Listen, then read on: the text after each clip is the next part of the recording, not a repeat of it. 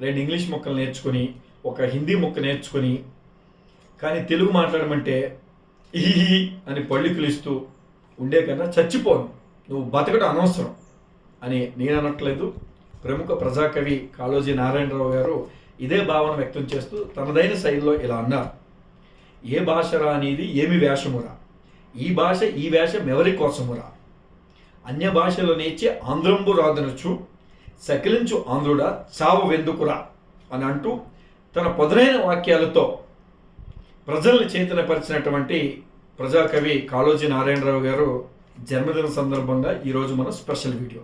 కాళోజీ నారాయణరావు గారిని ముద్దుగా కాళోజీ అన్న అని పిలుచుకునేవారు.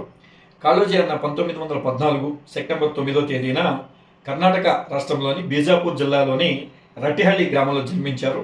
వీరు జన్మించిన కొంతకాలానికి వీరి కుటుంబం వరంగల్లోని మడికొండ ప్రాంతానికి వలస రావడం జరిగింది. నైజాం సంస్థానంలో ఉన్నప్పుడు నిజాం పరిపాలన వ్యతిరేకంగా జరిగినటువంటి పోరాటంలో కాళోజీ అన్న రచనలో చాలా ప్రభావం చూపాయి.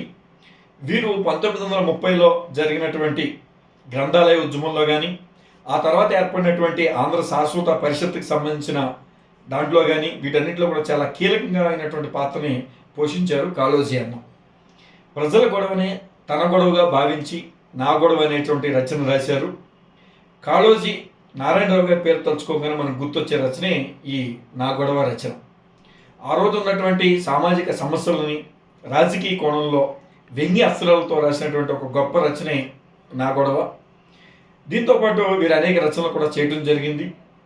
తెలుగు భాషలో మాత్రమే కాకుండా హిందీ, ఇంగ్లీష్, ఉర్దూ, అలాగే కర్ణాటక, మరాఠా భాషలో కూడా వీరు రచనలు చేశారు ఫ్రెండ్స్.